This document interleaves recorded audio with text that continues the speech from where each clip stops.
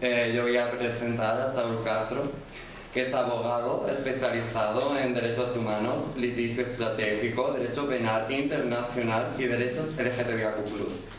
Es fundador y presidente de No es Terapia, la Asociación Española contra la Terapia de Conversión, involuntario en múltiples organizaciones LGTBIQ+. Es autor del libro Ni enfermos ni pecadores, la violencia silenciada de la terapia de conversión en España. En No es Terapia, hace un mes llevaron al Congreso la proposición no de ley para criminalizar la terapia de conversión. Y ya, damos comienzo a la charla.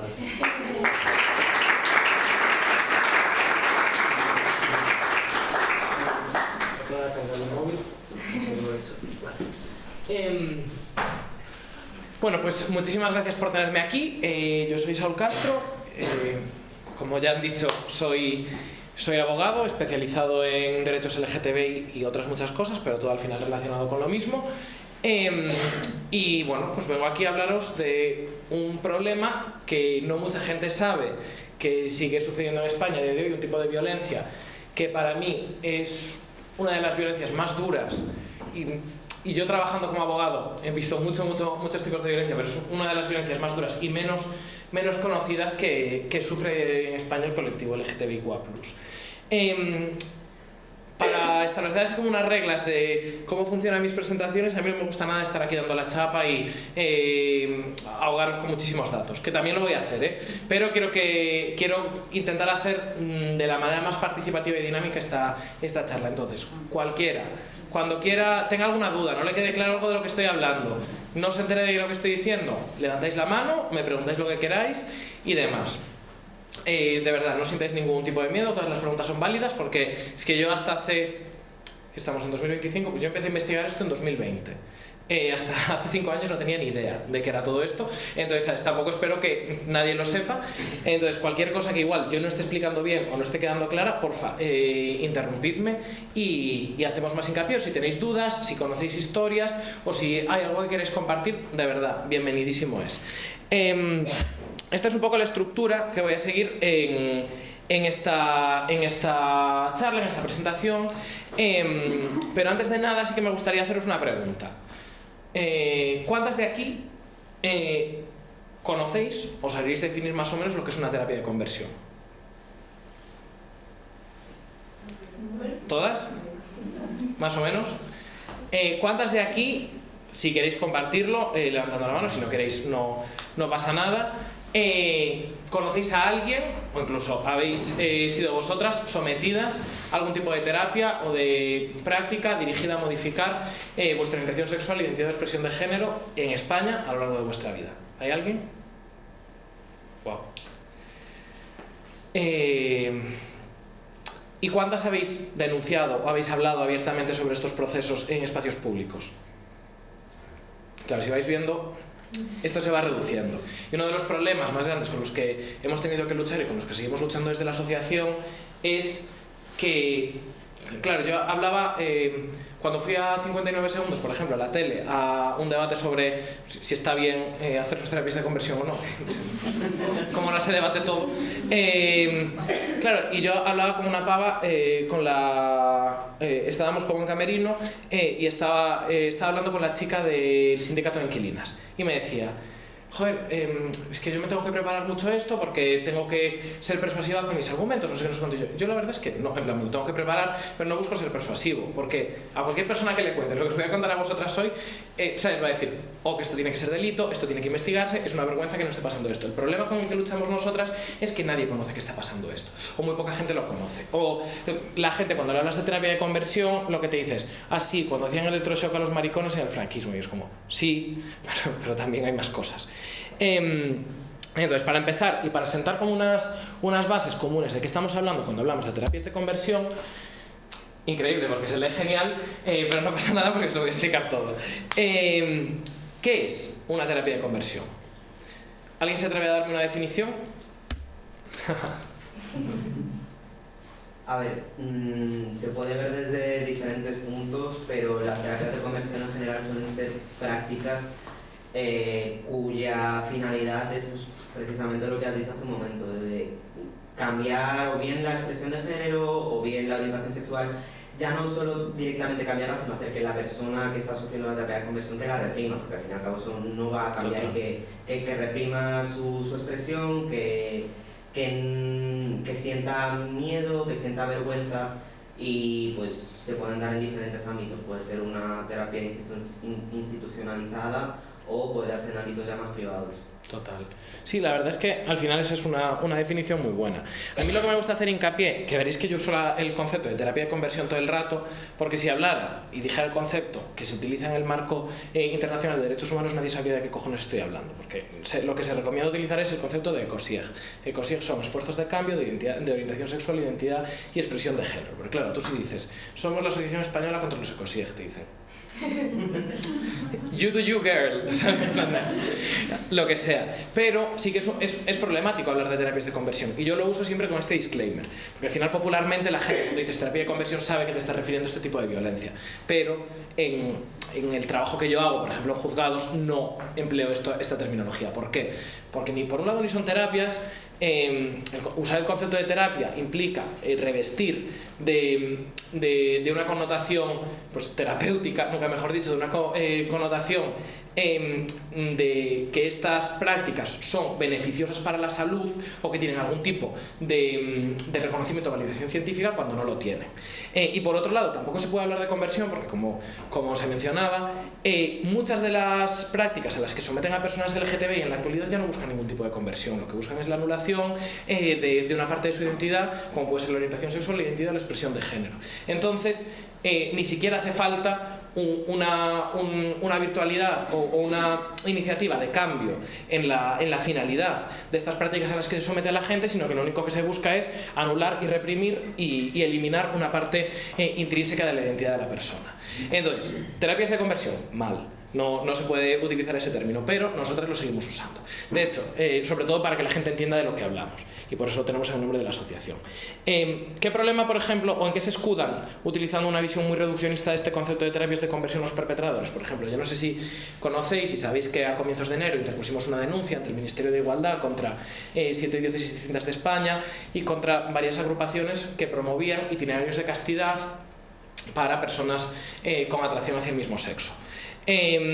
Lo que dijeron, una vez que se hizo pública que habíamos puesto la denuncia, la señora, la directora de estas organizaciones, que se llama Marta Sanz Lobaina, me dedicó un vídeo en el que decía que claro, que ellos no hacen terapia de conversión, porque ellos no ofrecen ningún tipo de terapia clínica. Y claro, les decía, ellos solo acompañan espiritualmente a la gente, pero es que el concepto de terapias de conversión, tal como lo define el experto independiente de Naciones Unidas en su informe de mayo de 2020, hace referencia a cualquier tipo de enfoque, que vamos a hablar ahora de ellos, pero son tres: médico, psicoterapéutico y religioso. Y a través de estas áreas se puede perpetrar una terapia de conversión, aunque no sea un enfoque necesariamente terapéutico, y aunque no busque la conversión, sino que lo que busque sea pues, forzar una vida en castidad de personas LGTBI. El problema que nos encontramos al final es que no existe una definición estandarizada de lo que es, de qué tipo de práctica es una terapia de conversión. Es decir, como hay las terapias de conversión son un fenómeno global, está documentado que por lo menos existen casos de terapias de conversión hasta en 80 estados, que esto no significa que en el resto de los 200 y pocos estados que hay en el mundo no existan, sino que tenemos que partir de que hay muchos estados, en concreto 65, que criminalizan las identidades LGTBI. Entonces en esos estados ya no solo que se practiquen terapias de conversión por parte de actores privados, sino que es el propio estado el que criminaliza desde una vía institucionalizada, y el que los principales castigos para la práctica de sodomía o cualquier otro tipo de representación de una identidad no cis heteronormativa se castigan muchas veces desde la institucionalización en centros de resocialización. Entonces al final, en esos estados no es solo ya que haya actores que hacen terapias de conversión, sino que el propio Estado es el principal perpetrador de esta violencia, porque lo que busca es resocializar a las personas LGTBI. Pero en los lugares en los que sí que está documentada la práctica de terapias de conversión, por lo menos en Naciones Unidas, se han identificado más de 80 países donde están presentes. Y esto determina que se lleven a cabo a través de muchísimos enfoques, que os voy a hablar de ellos ahora. Entonces, ¿qué sucede? que todas las normas que podéis ir viendo, y de hecho si veis las leyes, la ley aquí andaluza, que tipifica a nivel administrativo las terapias de conversión, la ley trans, nunca llegan a definir completamente lo que es una terapia de conversión. Se refieren a métodos, programas, prácticas dirigidas a... ¿Por qué? Porque la clave de qué es una terapia de conversión no es tanto la manera en la que se perpetra, sino la finalidad. Entonces aquí tenemos que ir al final a una definición teleológica. Nosotros definimos las terapias de conversión como aquellas prácticas, del tipo que sean, que buscan conseguir la modificación, anulación o represión de la orientación sexual, identidad y expresión de género de las personas contra las que se dirigen, para acomodarlas a cánones cis-heteronormativos. Al final esa es un poco la idea detrás de una terapia de conversión. Siempre... Y muchas veces se propone la anulación y la vida en castidad, pero siempre un poco con la idea detrás de, si tú dejas el vicio, vas a sanar las heridas que te han generado la homosexualidad, porque en general siempre hablan en términos de homosexualidad, no de identidades trans y demás, o de bisexualidad, y eventualmente recuperarás la naturaleza de tu orientación sexual normal, que es la heterosexualidad, la cis-heterosexualidad. ¿Qué pasa con la peña intersex? Cuando hablamos de terapias de conversión incluimos a la gente intersexo, a la gente a la que se somete a procedimientos para eliminar o para normalizar sus características sexuales. Yo personalmente no lo hago y soy bastante defensor de no incluir la mutilación genital intersexual dentro de las terapias de conversión. ¿Por qué? Y aquí abro debate. Si alguien quiere discutírmelo, genial, porque pues, así incluso aprendo. Yo creo que no es óptimo meter la violencia ejercida contra los cuerpos intersexuales dentro de las terapias de conversión, porque son violencias distintas, que se perpetran de manera muy distinta. La mutilación genital intersexual en España, el último informe del Comité de Derechos del Niño de 2019 señalaba que en España en los hospitales de manera sistemática se perpetraban cirugías cosméticas contra menores intersex principalmente para hacerles vaginoplastias y para normalizarles o darles una apariencia a sus genitales dentro de los cánones médicos que debe de tener la genitalidad de los menores o de los bebés, dentro del binario masculino-femenino. Claro, esta violencia no se ejerce en España como se ejercen las terapias de conversión dirigidas a la orientación sexual, identidad o expresión de género, sino que aquí se perpetra desde el Estado, por funcionarios. Implica intervenciones claramente quirúrgicas y que además están avaladas por muchas prácticas que se siguen haciendo y llevando a cabo en protocolos hospitalarios. Entonces, meter dentro del mismo saco dos violencias tan distintas que se tienen que investigar de manera separada, a nosotros lo que nos parece es al final contribuir a invisibilizar y a seguir invisibilizando las violencias que sufren las personas intersex. Entonces nosotros luchamos conjuntamente contra la mutilación genital intersexual, pero no queremos meterla, como hacen algunos estados, dentro de las terapias de conversión, porque implicaría borrar un poco esas violencias e igual incluso terminaría dificultando su propia persecución en la regulación, porque es una violencia muy específica que sufre la peña intersex y que no se parece prácticamente en nada, ni en los discursos, ni en los actores, ni en las formas en las que se perpetra a los ecosieg. Entonces, así es un poco como lo vemos nosotras. Si alguien cree que o no lo entiende, o dice, no, joder, si es que al final lo que buscan es borrarnos, da igual en plan la intervención donde se haga. Lo entiendo, pero sí que creemos que al final a nivel estratégico es mucho mejor pues separar las violencias y atacarlas de manera específica. Vale, cuando hablamos de terapias de conversión, en Naciones Unidas se diferencian tres tipos de enfoques a través de los cuales se pueden perpetrar. Y cada uno de estos enfoques no son cajones estanco, sino que son enfoques que muchas veces se solapan en argumentos y en la manera en la que se terminan justificando por cada perpetrador específico las terapias de conversión a las que someten a las personas o a los supervivientes a los que tratan.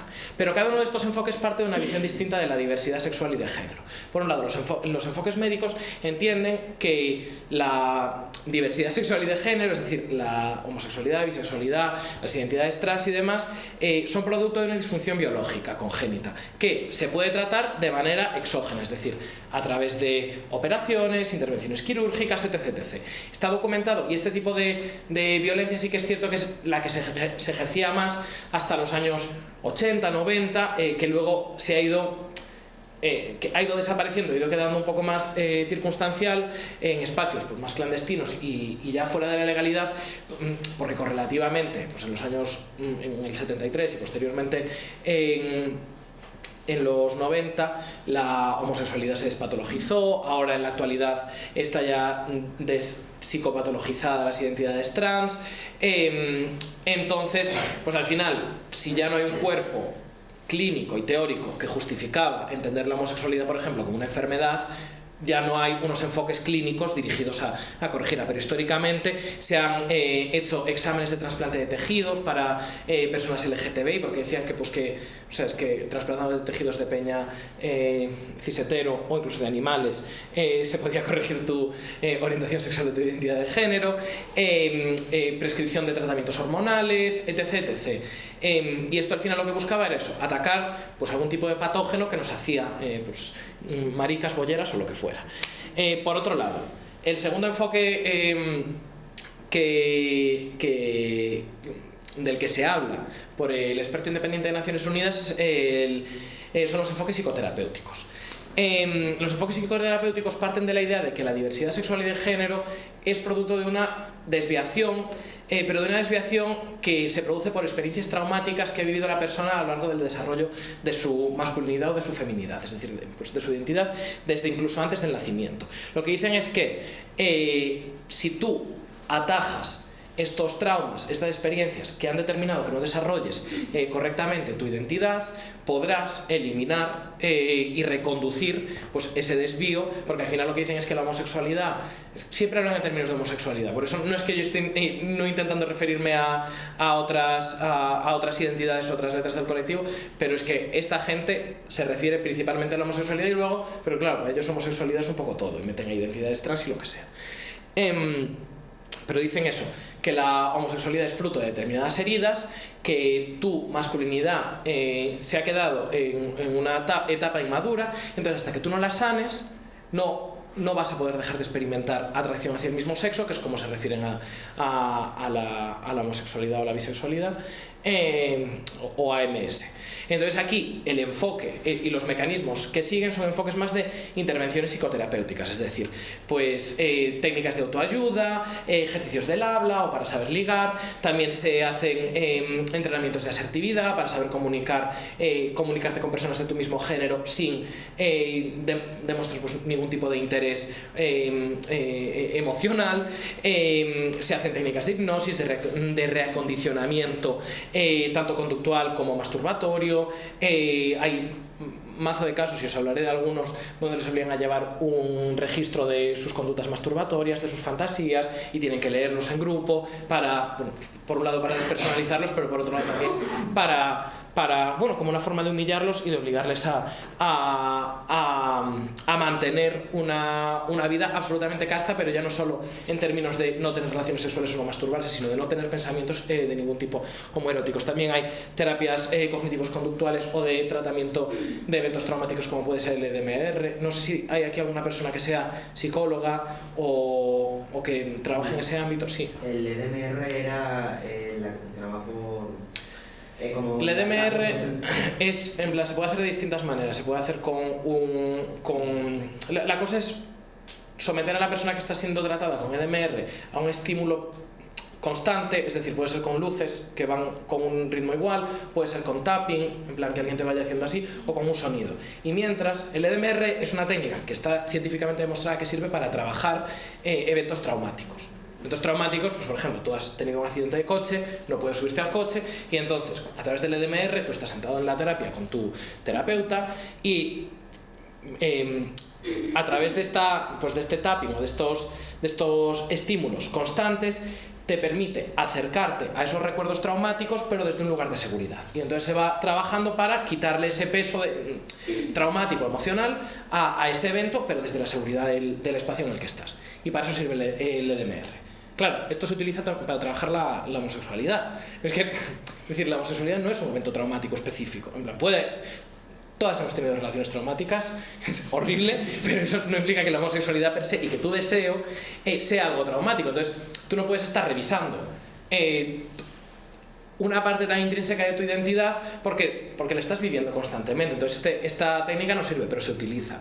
Se utilizan también técnicas psicodinámicas, técnicas aversivas como golpes, mientras que te estimulan incluso con fármacos o o con... Bueno, mientras que te estimulan poniéndote imágenes homoeróticas, pero te dan fármacos para hacerte sentir mal, o te dan descargas o golpes con gomas y demás. Y eso está documentado, por lo menos por mí, a 2019-2020 en España. Para que esto no os parezca que es algo fuera de olla.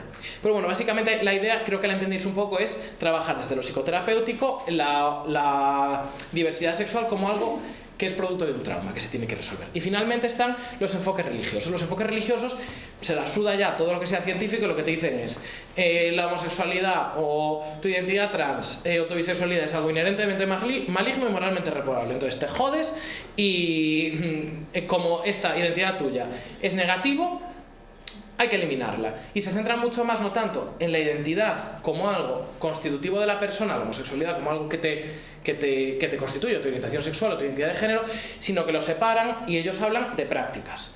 Entonces, al reducir la identidad a una práctica, les permite decir, no vamos contra la peña LGTBI, nosotros vamos contra los actos que llevan a cabo. Los actos son los reprobables porque el pecado es algo que se hace, no algo que se es. Entonces lo que hay que hacer es contener ese pecado a través de exorcismos, rezo continuado, ejercicios de castidad constante, etc. Todo esto no surge de manera separada, sino que muchos de estos enfoques se solapan. Sobre todo el médico, tenemos mucha medicación a día de hoy. Yo he documentado muchos casos de peña a la que he medicado. No sé si os suena una pava que habla de las personas vitamina y todas esas cosas. Bueno, pues esa paya es hija de uno de los principales terapeutas de conversión de España. Yo tengo testimonios de gente que fue medicada en la consulta del doctor Rojas en esta década de este siglo, en plan, esta década, sí, bueno, en los últimos 10 años sí, y incluso antes. Entonces eso existe y se perpetra a día de hoy. Luego también hay los otros enfoques también se dan y se llevan a cabo. Y de hecho, a mí me hacía especial ilusión venir aquí a Granada, porque no sé si lo sabéis, pero Granada es una de las cunas de las terapias de conversión en España. Aquí tenéis una de las principales organizaciones que hace terapias de conversión, que se llama Verdad y Libertad. Luego os voy a hablar de ella. Y esta organización aplicaba principalmente, junto con medicación, un enfoque psicoterapéutico y religioso. ¿A quién le sonaba Verdad y Libertad? No, es que no estamos haciendo suficientemente bien nuestro trabajo desde la asociación. No, es complicado, pero sí, aquí ahora os voy a dar la dirección por si queréis pasaros por casa de este señor. La verdad es que no tengo muy claro dónde está, pero es lo que se conoce como Villa Luminosa, que es como un complejo de varios chalets donde vivían varias personas que estaban siendo sometidas a terapia de conversión aquí en Granada, por lo menos que yo tenga documentado hasta el año 2019. Bueno, no solo yo, la Santa Sede también lo ha documentado y ha publicado un informe sobre ello diciendo que esto pasaba. Que lo diga yo, pues igual hay gente que le da igual, pero si lo dice el Papa, pues parece ser que es importante. Vale, a nivel normativo, y esto es un poco coñazo, pero yo como soy un friki del derecho me gusta explicar estas cosas. A nivel normativo se han seguido distintas vías y distintos caminos para tutelar y proteger a las personas de la práctica de terapias de conversión. A día de hoy hay 215 jurisdicciones, no estados, porque es un número mayor del que hay estados reconocidos, pero tanto jurisdicciones a nivel nacional como local como regional que regulan de alguna manera las terapias de conversión. Concretamente, estas jurisdicciones están integradas en alguno de los siguientes 24 estados que están ahí puestos y que no os voy a leer. Yo luego circularé la presentación, si a alguien le interesa mucho se la puedo pasar también, pero bueno, hay varios. Y hay algunos que son sorprendentes. Porque no se esperaría, por ejemplo, que, bueno, pues al final las lógicas coloniales que tenemos, asumimos que en Europa las regulaciones van a ser siempre las más proteccionistas, pero no es así necesariamente. Y de hecho no lo es. El primer país en el que se regularon las terapias de conversión a nivel mundial, ¿alguien sabe cuál fue? Venga. ¿Alguien se atreve a dar una... No. Algún africano, yo creo. No, tú te has venido muy arriba. ¿Nueva Zelanda? No, en Nueva Zelanda ha sido hace un par de años. Sé que alguno de Latinoamérica, pero no sé cuál específicamente. Ecuador, en el año 2012, con penas de prisión de hasta 12 años, pero porque se hicieron unos informes muy grandes que en clínicas de desintoxicación se metían familias homosexuales y los sometían a literal tortura, rollo la naranja mecánica. A día de hoy sí que es cierto, por el seguimiento que yo he podido hacer, que solo se ha impuesto una multa a un dueño de una de estas clínicas, que creo que habían sido como unos 10 euros y una privación de ejercer, de tener la titularidad de un entorno público, creo que habían sido durante 10 años o algo así. Entonces, bueno, que aunque esté regulado, no implica que se aplique. Pero bueno, que sepáis que el primer país que lo reguló es Ecuador, que de hecho sí, Ecuador, en 2012. ¿Cómo se puede regular? Pues se puede regular de muchas formas. Y ahora os voy a explicar por qué nosotras defendemos que en España se tiene que criminalizar la práctica de las terapias de conversión y por qué no está funcionando el modelo. Y en qué consiste la proposición de ley orgánica. No es una proposición no de ley, es una proposición de ley que no pasa nada, que la jerga jurídica es un cuadro. Pero si cuando entre a trámite y se vote, eventualmente nuestro objetivo es que se modifique el Código Penal una vez que se termine de tramitar, si conseguimos que el PSOE deje de ser una mierda de partido y apoye una medida que no sé, un gran porcentaje de la sociedad pide, y que además ellos tienen en su propio programa electoral, pero que no quisieron registrar con el resto de partidos porque supongo que su ego es más importante que nuestros derechos. ¿Y qué tal va eso con el PSOE? Bien, ¿no? Yo creo que son gente como súper dialogante, dispuestos a bueno, por supuesto. A ver, ha sido un proceso. Vamos, ellos siempre nos han dicho que estaban en nuestro lado, que querían llevar adelante nuestra propuesta, pero bueno, os lo cuento mejor luego, pero ha sido un horror. Porque antes de venir al presente me gusta siempre me gusta hablar un poco de cómo se ha regulado esto, cómo está esto tratado a nivel jurídico en España. Por lo menos para hacer también un poco de memoria y saber dónde estamos ahora. Perdón, si hay sitio, y si no en la primera sala hay más sillas. Una silla, vale. No, aquí tenéis. Y adelante. No pasa nada. Yo lo impongo 0. Venga, pero poneros aquí. Si no hay más sillas. Aquí también, ¿no? Sí, aquí. Tenemos a Juan, que era nuestro amigo, y por dejarlo solo. No pasa nada. Pero lo tenemos aquí. Sino que participe. Vale. Vale. Bueno, haciendo un mini recorrido, a mí me gusta empezar analizando cuál es la situación legal de la orientación sexual y de la identidad de género, cuál era la regulación de los ECOSIEG y cuál era lo que sucedía en la práctica del día a día.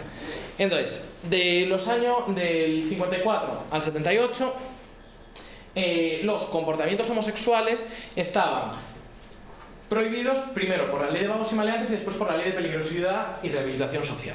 Con comportamientos homosexuales, esto era un término paraguas que servía para tratar cualquier historia, no solo la homosexualidad entendida como esa orientación sexual, sino que a la peña que se travestía la imputaban por estos delitos. ¿Cuál era la consecuencia que había? Pues que el Estado practicaba e imponía como pena la propia terapia de conversión.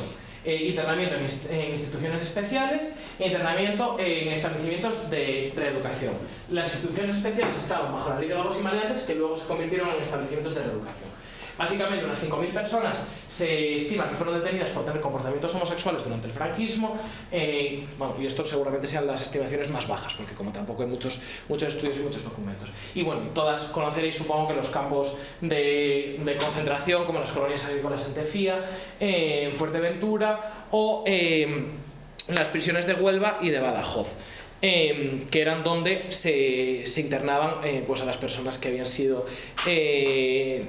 sancionadas y condenadas por tener comportamientos homosexuales para su reeducación. En el 78 se descriminaliza la homosexualidad como un comportamiento prohibido. Y en el 83 se descriminalizan las identidades trans, por así decirlo, entendiendo que hasta el 83 el Tribunal Supremo seguía entendiendo que cualquier modificación corporal era un delito de lesiones, y entonces incluso condenaba a la peña que sometía a algún tratamiento quirúrgico afirmativo del género por ese propio delito de lesiones, o a los médicos que hacían esa operación a la persona. En el 83 cuando se eliminan las cirugías transexuales del delito de lesiones, que estaban incluidas ahí dentro. Del 78-83 tenemos una orientación sexual que está despatologizada y despenalizada, pero identidades trans que siguen estando patologizadas aunque ya están despenalizadas. Paralelamente, los ecosieg ya no están, ¿sí? Una preguntilla. Es que el otro día recuerdo que estuve viendo que estoy llamando locamente. Sí. Y hablaban del año 88 como el momento final en el que se dejó de perseguir al colectivo de manera legal, porque hasta el 78 creo que era la ley de vagos y maleantes, y luego había otra que era la de escándalo público. ¿Se mantuvo hasta el 88? No la de escándalo público, la ley de peligrosidad y rehabilitación social se seguía manteniendo una referencia a determinados comportamientos que ameritaban para sancionar o que se utilizaban para sancionar a las personas homosexuales. En el 78 se eliminó las conductas homosexuales, lo que no implica que no se siguieran utilizando otros tipos delictivos para perseguir a las personas LGTBI. Yo no sé por qué han sacado esa fecha concreta, seguramente será pues porque habrán hecho un estudio y habrán visto que hasta el 88 se siguieron utilizando otros tipos residuales para condenar la homosexualidad. Yo siempre me guío un poco por las leyes, pero seguramente, vamos, que pongo la mano en el fuego porque sí, hasta el 88 y bien entrados hasta los 90 se seguirían aplicando otros tipos para criminalizar y perseguir. Pero sí que es cierto que en el 78 se elimina la conducta homosexual como, en plan, por lo menos del texto de la ley, aunque luego se pudiera seguir utilizando otras leyes. Pero gracias por el apunte. Y de todas formas lo voy a revisar porque igual me he colado yo. Vale, entonces, recap. Orientación sexual, despatología y despenalizada, identidad de género, patologizada y despenalizada. Los ecosieg antes los hacía el Estado a través de los internamientos obligatorios, ahora me la suda, en plan, no voy a regular esto, el Estado no se mete. ¿Qué sucede? Que hay una práctica generalizada y pública. En 2005, no sé si os acordáis que se tramitó la ley del matrimonio igualitario.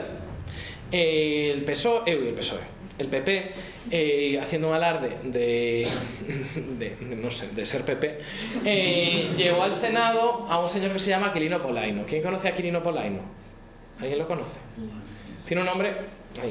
Tiene un nombre bastante peculiar. Bueno, pues este señor es el otro, junto con Enrique Rojas, el otro padre de las terapias de conversión en España. Este señor, con sus dos cojones de viejo, porque ya era un viejo en aquel momento, de señor rancio asqueroso, fue allí al Senado y dijo que su capacidad para hablar sobre lo negativo del matrimonio homosexual procedía de la investigación de numerosos autores y de él mismo, así como de su propio ejercicio de la práctica clínica, al que había dedicado muchos miles de horas.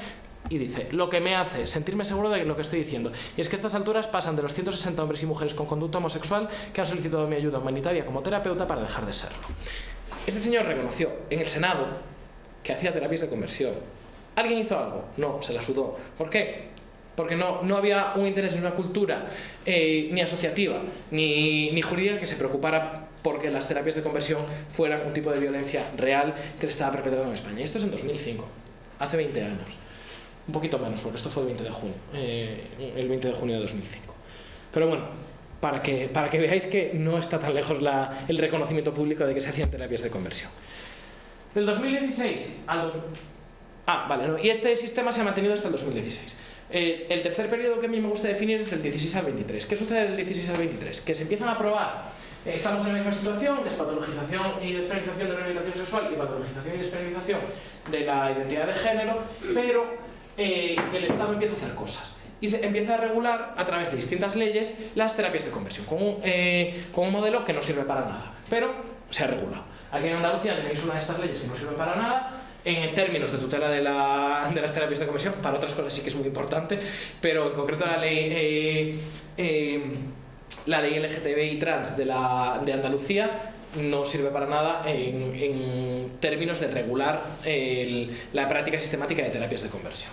¿Qué sucede con estas normas? Que no se aplican. No se aplican porque los órganos encargados, al final lo que hacen son normas administrativas que pretenden tutelar la práctica de terapias de conversión, como el botellón, por ejemplo, para que os hagáis una idea. ¿Qué pasa cuando tú haces botellón? Que tu botellón lo haces en el parque. Las terapias de conversión no las haces en el parque, las haces en un centro privado, contactas a la gente a través de canales individuales, entonces es muy complicado tutelarlas. Primero, porque es muy complicado recabar la prueba, porque tú no puedes entrar, si eres una autoridad administrativa, a casa de un señor a ver si está haciendo terapia de conversión o no. Eso tiene que autorizarlo un juez. Un juez tiene los poderes para autorizar este tipo de investigaciones en los contextos en los que se producen terapias de conversión. ¿Qué sucede? Que con este régimen no se puede. ¿Por qué? Porque al final es la consejería con competencias en materia LGTBI la encargada de decidir si abre o no abre un expediente. No hay ninguna obligación de resolver sobre las denuncias que se presentan. Para que veáis un ejemplo, yo he denunciado en Castilla-La Mancha en 2022 una organización internacional que se llama Courage, de la que os hablaré después, que promueve terapias de conversión para homosexuales basadas en la castidad y asimilando los sistemas de alcohólicos anónimos un poco como homosexuales anónimos o algo así. Puse la denuncia en 2022, el 30 de diciembre de 2022. La Consejería de Igualdad de Castilla-La Mancha sudó 2 años y medio en contestarnos, hasta que el año pasado reiteré la denuncia en la Fiscalía y entonces dijeron, bueno, sí, es que vimos la denuncia y no nos pareció que esto fuera sancionable, entonces no hicimos nada, porque en la documentación no aparece nada. Yo sé que eso es mentira, porque yo cuando mando la documentación me llega un correo cuando se la descarga. No me llegó nunca ese correo, entonces no se descargaron ni siquiera la documentación. Pero para que entendáis que no tienen una obligación las autoridades administrativas de abrir un procedimiento sancionador sobre la base de estas leyes, porque la potestad sancionadora es una potestad del Estado que puede ejercer arbitrariamente. ¿Se utiliza para perseguir el botellón? Sí. ¿Y no para perseguir las terapias de conversión? Choices. Pero que sepáis que estos modelos no sirven. Segundo, las víctimas no tienen reconocido la condición de víctimas, porque tú eres víctima si eres víctima del delito. Y si eres víctima del delito, tienes determinados derechos, como acceder a la indemnización, acceder a asistencia jurídica, traducción, determinados acompañamientos. Si tú eres víctima de una infracción administrativa, pues das las gracias al consejero de Igualdad si decide investigarlo, pero no tienes ningún derecho per se. Esto implica que ni siquiera la multa que se le ponga a la persona sancionada va a repercutir en una indemnización para la víctima, sino que la víctima se queda en bragas y suerte, has pasado por toda esta historia y ni siquiera te notifican la resolución en la que condenan a tu perpetrador por haberte hecho terapias de conversión. Es que es muy heavy, en plan, las víctimas absolutamente olvidadas. Y finalmente, las sanciones no son disuasorias. La única sanción, ¿alguien sabe cuántas sanciones se han puesto en España por práctica de terapias de conversión? No las suficientes. Eso seguro, buena respuesta. Pero ¿alguien sabe cuántas se han puesto? 2. A ver, es que he de decir que esto es una pregunta trampa, porque se ha impuesto una en 2019 a doña Elena Lorenzo, que hablaremos de ella muy pronto. Se le puso en septiembre de 2019, después de que se la hubiera denunciado por Arcópoli en 2016, por su página web www.elenalorenzo.com, que el banner de la página web era: lo sé, tú puedes ser heterosexual. Y entonces te explicaba cómo ser heterosexual, en plan, con el tratamiento que ofrecía te hacía heterosexual. Bueno, del 16 al 19, a abril del 19, la Consejería de Política Social, Familia, Natalidad y todas las historias que le ponen de apellidos a esta consejería, la Comunidad de Madrid, sí, ahí puede sentarse, decidió pasar y decir, bueno, a mí me la suda que estén ofreciendo terapia para que sean heterosexuales a los maricones, pasamos. Pero en abril del 19 salió a la luz el caso del Obispado de Alcalá de Henares, que no sé si lo visteis. En el 19 el diario sacó una investigación que recomiendo que la veáis, donde sacaba vídeos de una señora que hacía terapias de conversión en la sede del Obispado de Alcalá. Entonces la Comunidad de Madrid dijo, hostia, que aquí hay que hacer algo, pues vamos a desempolvar esta denuncia que tenemos aquí e instruimos un procedimiento sancionador y sancionamos a esta señora, que es una zumbada. Al obispo no le vamos a meter nada, obviamente, pero pues esta señora que ni siente ni padece, pues le ponemos una multa de 20.000 euros.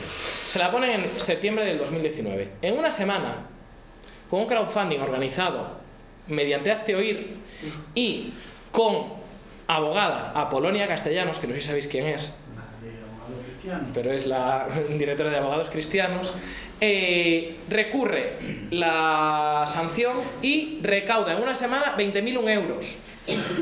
La sanción, como estas leyes tampoco obligan a cerrar los establecimientos, ella sigue ofreciendo su terapia de conversión con su lo sé, puedes recuperar tu heterosexualidad en internet. Y se recurre al Tribunal Superior de Justicia de Madrid, que en 2021, en junio, dictó una sentencia en la que anula la sanción que se le ha puesto a esta señora, no porque no fuera sancionable su actividad, sino porque la Consejería de Familia, Igualdad, Política Social y Natalidad, como sea, de la Comunidad de Madrid, incurrió en fraude de ley por haber retrasado durante 3 años la incoación del expediente sancionador contra ella. En plan, quiero que entendáis que este sistema es una basura. Entonces, cuando pasemos a la siguiente fase, que es 2023 hasta la actualidad, que lo que tenemos es orientación sexual despatologizada y despenalizada, identidad de género de psicopatologizada y despenalizada, aquí lo ponemos, tiene que poner de psicopatologizada, en la última actualización del CIE, si no me equivoco, se quita la disforia de género dentro de las patologías y solo se incluye dentro de las, creo que es como condiciones que afectan a la salud mental, pero se especifica en el propio borrador de la Organización Mundial de la Salud que se mantiene esta categoría diagnóstica para habilitar el acceso en los sistemas de salud que requieren un diagnóstico a tratamientos afirmativos del género a personas trans, intentando evitar o compaginar de la mejor manera lo que viene a ser la necesidad de hacer algún tipo de control para poder acceder a sistemas o a tratamientos clínicos que necesitan algunas personas trans, pero quitar todo el estigma asociado a estar patologizado como se venía haciendo con las personas trans. Entonces estamos en una situación de psicopatologización. ¿Qué pasa a nivel de regulación? Que el PSOE y el Podemos de Irene Montero, muy tristemente, deciden plantar en la ley trans el mismo régimen que veníamos teniendo a nivel autonómico en 8 comunidades autónomas. ¿Qué determina esto? Que la ley trans es una basura en términos, bueno, muchas cosas, en otras importante, pero yo soy muy crítico con la ley trans porque me parece que no hicieron nada, o nada bien, más allá de la asunción de la libre determinación del género, y además mal, porque solo lo pusieron para mayores de 12 años y entonces han prohibido el reconocimiento legal del género a los menores de 12 años, cosa que no pasaba con la ley anterior. Para que lo sepáis, yo meto aquí mis cuñas también, porque pues ya que estamos. ¿Qué sucede? Que replica el mismo modelo y establece dentro del régimen sancionador que las terapias de conversión se tutelarán a través pues, de una multa que te pone, en este caso, el Ministerio de Igualdad, si la infracción se comete en varias comunidades autónomas, y si se comete solo en el territorio de una comunidad autónoma, dice que es responsable la Dirección General o la Consejería con competencias LGTBI. ¿De qué ha servido? De nada, porque no se ha puesto todavía ninguna sanción. Pero a ver, porque tenemos en enero interpusimos esta denuncia contra 7 diócesis a las que les pedimos 150.000 euros a cada una por haber promovido terapias de conversión mediante eventos de la organización Transformados. No os voy a hablar de esta organización aquí porque os quiero hablar de otras que son pues igual un poco más interesantes, pero que sepáis que podéis echar un vistazo a pues, todas las comunicaciones que hemos hecho si ponéis Transformados denuncia, porque explicamos un poco por qué las denunciamos, que básicamente hacían unas charlas para promover y captar a personas LGTBI en las parroquias y bueno, promoverles un itinerario de acompañamiento en la castidad para que eventualmente desarrollaran la heterosexualidad, supongo. Bueno, desarrollan la heterosexualidad a través de un encuentro directo con Jesucristo. Eso es lo que proponen ellos. No, a ver, quiero decir, no sé, yo si me encuentro con Cristo, no sé si voy a hacer metero, pero un susto me llevo. ¿Hay sí. de por medio? No. Sky No sé si llega en la conexión del Zoom hasta allá arriba. Que yo no había quedado claro qué significa que las sanciones no son disuasorias. Pues que, quiero decir, que si tú puedes hacer un crowdfunding con abogados cristianos y con Hazte Oír para recaudar los 20.000 euros, pero no te cierran el chiringuito ni nada, no te disuaden para seguir haciéndolo. Porque no tienes antecedentes penales, no tienes que ir a la cárcel, tú recuperas la pasta y sigues a tu rollo. Y luego encima te anulan la infracción. Joder, está increíble el negocio. Entonces, eso queremos decir con que no es disuasorio. O sea, si se os está haciendo muy pesado. No, está... Vale. Perdón, ya termino ahora toda la matraca jurídica y vamos con los ejemplos, que creo que es lo más duro, pero creo que también un poco lo más interesante porque vais a poder individualizar en qué consiste esto. Nuestra propuesta.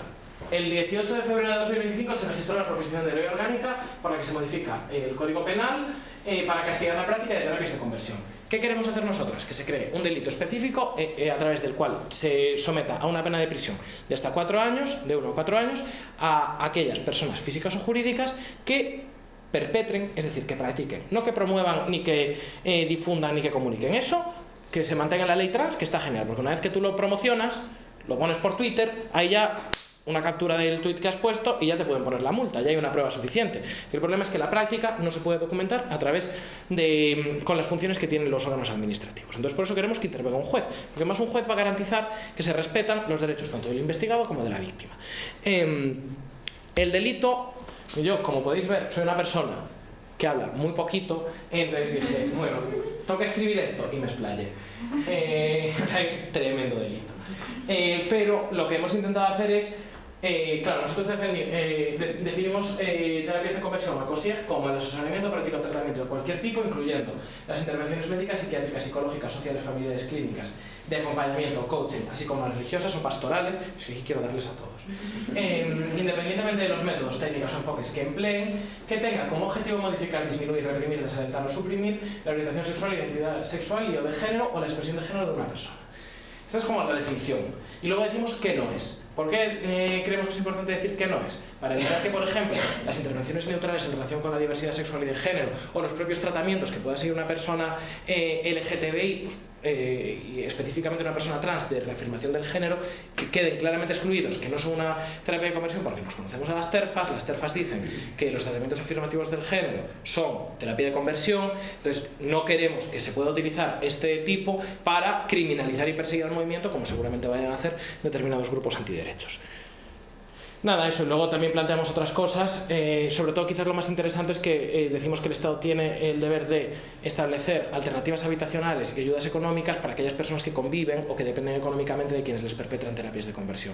A nosotros nos han llegado muchos casos, sobre todo de peña como de 18, 19 años, pero que está estudiando en casa de sus padres y que son sus padres los que se aprovechan de esa dependencia económica que siguen teniendo las víctimas de terapia de conversión, a pesar de que sean mayores de edad, para mantenerles en ese espacio de violencia, y ellos no pueden, en plan, a veces nos han contactado y nos dicen, ¿qué hago? Y yo, es que no, en plan, vete de tu casa. Y me dice, ¿y a dónde voy? ¿Y de qué vivo? Y yo, ya, pues la otra alternativa es denunciar a tus padres. Ya, es que no quiero denunciar a mis padres y quedarme con ellos en casa. Y yo, ya, es que tenemos un sistema que es una mierda. Entonces, bueno, de hecho tuvimos a un chico aquí en Granada que nos pasó eso.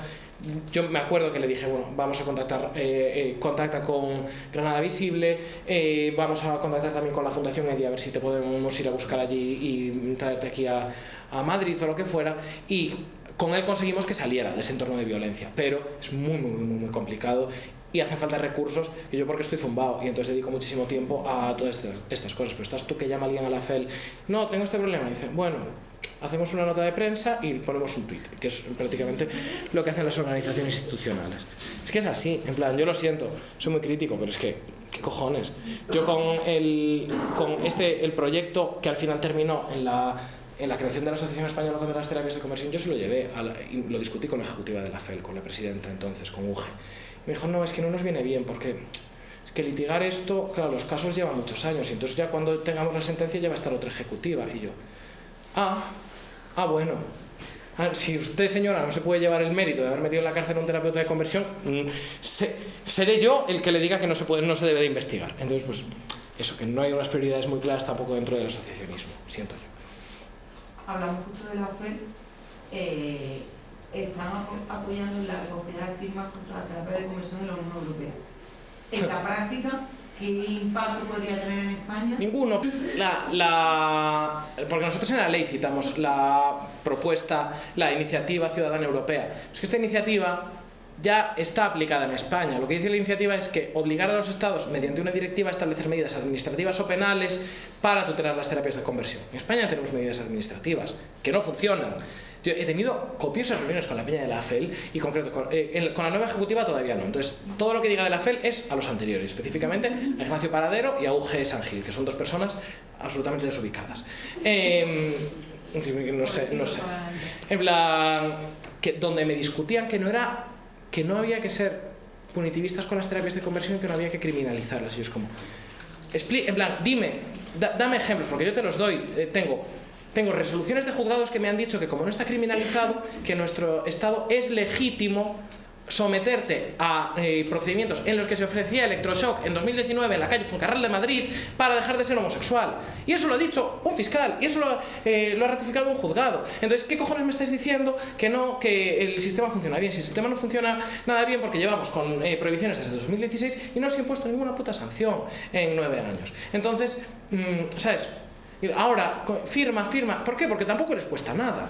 Plan, nosotras nos dejamos, estamos litigando ahora 12 procedimientos que ahora que estamos recogiendo pasta con crowdfunding podemos autofinanciar, pero hasta entonces pagaba yo en plan de mis ahorros y de los ahorros de mis compas de la asociación lo que nos costara, y nos cuesta poco porque los abogados que estamos en la asociación lo hacemos gratis, porque factura tú como abogado en 12 procedimientos, en plan...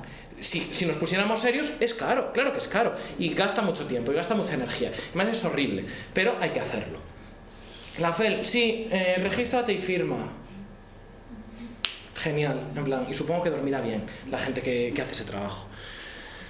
Bueno, ¿cuál es el perfil de los perpetradores? Aquí no os voy a dar mucho la chapa con esto. Tenemos un informe en nuestra página web www.noesterapia.net donde explicamos todo esto, pero básicamente hay dos perfiles muy genéricos. En negrita, no hay un perfil único.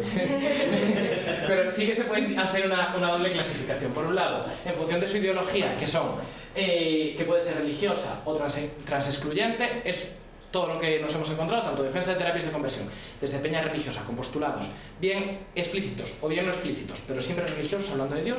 Y por otro lado, peña transexcluyente, que lo que dice es que, claro, que a los niños trans, sobre todo, hay que forzarles que se socialicen con el género que se les ha asignado al nacer, porque esto se pasa, que hay muchos estudios, inventados todos, que dicen que el 80% de los menores que verbalizan durante su infancia que son trans, no lo son cuando pasan la adolescencia. Esos estudios no existen, en plan, no se les pueden llamar estudios científicos, pero ellos los citan. Y luego, por otro lado, se puede clasificar si tiene motivación económica o si lo hacen con ánimo de lucro. Con ánimo de lucro que tampoco es sin ánimo de lucro, perdón. Sin ánimo de lucro que tampoco es real, porque siempre ponen la manita para la donación. En plan de, no, bueno, me ayuda a traer a algún chico de un entorno para que le metamos aquí en el convento 6 meses y le hagamos un hombre de verdad. Y eso lo hace. Vale, dicho todo esto, os voy a hablar de 3 casos distintos de terapias de conversión. El primero, ¿es posible la esperanza? ¿Quién conoce Es posible la esperanza? ¿Habéis oído hablar de ellos? ¿No? Vale. Broma. Entre 2011 y 2012 se crea en España Es posible la esperanza, capitaneado por el padre Antonio, seudónimo de Santiago Olmeda.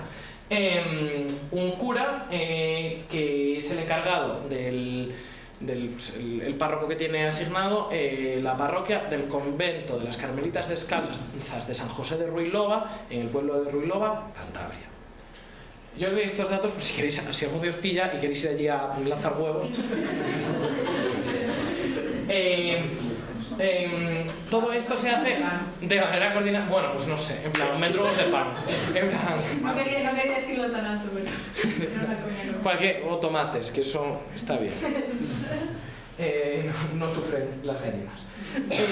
Sus impulsores son Santiago Olmeda y luego Belén Vendrell. Belén Vendrell la conoceréis por apariciones tan estelares como los vídeos clandestinos grabados en 2019 en el Obispado de Alcalá de Henares, donde esta era la señora que hacía terapia de conversión a los periodistas que se infiltraron. Los contactan a las víctimas por vía telemática o por contactos personales. Al chico que os voy a enseñar ahora, que es Xavi, que igual sí que habéis visto el caso de Xavi en el intermedio, que es una de las víctimas que llevamos nosotras desde la asociación, yo soy su abogado, y que ha sido la primera persona que ha interpuesto una querella contra toda esta gente, la diócesis de Alcalá de Henares y varios centros de orientación familiar por delitos contra la integridad moral, organización criminal para cometer delitos de odio y delito de odio contra él. La sede principal está en Cantabria, en Valencia y en Alcalá de Henares, aunque han tenido ramificaciones y una estructura que cubría toda España. Tú si ves los documentos de Es posible la esperanza, veías que tenía como el director de la provincia sur, el director de la provincia este, que agrupaba distintas comunidades autónomas. Aquí en Andalucía también tenía. ¿Cómo está lloviendo? Y las técnicas principales no os las voy a contar yo, sino que quiero que os las cuente Javi. que está aquí conmigo. No. Las terapias justo en la diócesis de Valencia, dentro de la propia institución. ¿Qué te encontraste? Es una especie de falsa empatía en la que te van a meter en una especie de burbuja en la que tú vas a poder expresar lo que es que tú seas homosexual, algo que no has podido hacer antes dentro de la iglesia, pero con ellos sí.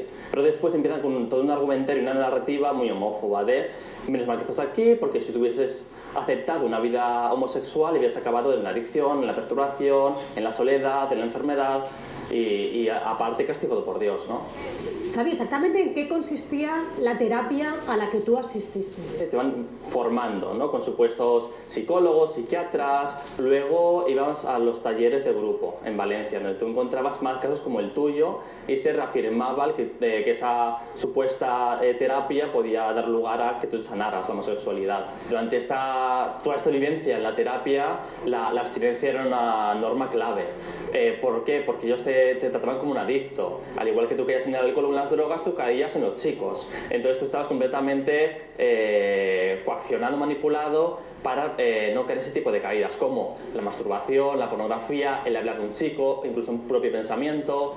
¿A ti te ingresaron en un centro en Cantabria? En Cantabria. Ellos lo llaman la Hogar Betania, que está en la hospedería de un convento, ¿vale? En los casos más extremos, cuando tú estás enamorado de un chico, yo en mis 20 años me enamoré de mi pareja actual.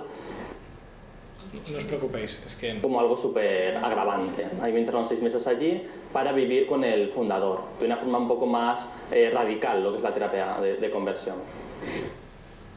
No os preocupéis, es así el vídeo. ¿Cómo fueron esos 6 meses? Por las mañanas pues oración, luego hacíamos campo de trabajo, que era un trabajo físico, ¿no? Un poco para aprender lo que era ser un hombre, haciendo deportes completamente estereotipados hacia lo que es una persona masculina. De alguna forma tenía que olvidarme, borrar mi identidad completamente y ahí fue cuando me rapé el pelo. De hecho, podemos ver esa foto en la que apareces con otros jóvenes, tú con el pelo completamente rapado. ¿Qué te llevó a hacerlo? Lo que me llevó a hacerlo fue que yo era consciente de que yo estaba roto mentalmente y que si estaba en ese lugar es verdad porque estaba enfermo. Entonces yo tenía que sanar mi homosexualidad. ¿Qué consecuencias tenía esto para vosotros y para tus compañeros? No sé si hubo algún caso grave que... Sí, yo el caso más grave que conozco en primera persona y sinceramente me sigue conmoviendo y aún sigo superando fue el caso de Kendall. Kendall es una chica trans con la que yo coincidí cuando me internaron en Ruilova, en Cantabria. Es una chica con la que nos obligaban a identificarla como Juan. Hubo un día que se quiso escapar de allí. Bueno, varias veces intentó escapar, ¿no? Le perseguí, le dije, ¿a dónde vas? Me dijo que le quería denunciar a la policía, que ella estaba harta de estar aquí. Ella era mujer y no la dejaban serlo. A los años sé que estuvo pues perdida por Santander, sobrevivió como pudo, y a los años, si no me equivoco, en 2021, me contactaron y me dijeron que se había suicidado, ahorcado en un puente de Santander. Y claro, es un caso demoledor. Además, en su lápida sigue poniendo su nombre como Juan. O sea, ni siquiera ahí le han respetado y le han dejado descansar. Bueno, pues es el testimonio de Javi. Luces, por favor.